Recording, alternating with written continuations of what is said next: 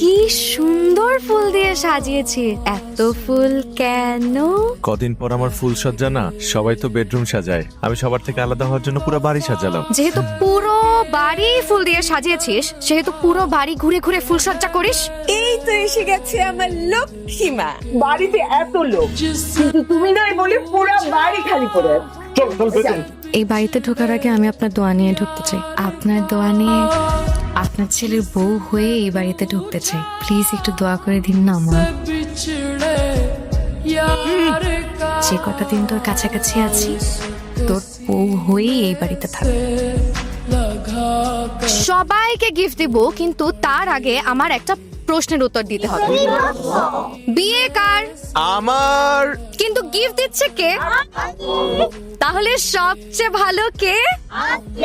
এই বিয়ের সবচাইতে গুরুত্বপূর্ণ মানুষ কে বা কারা?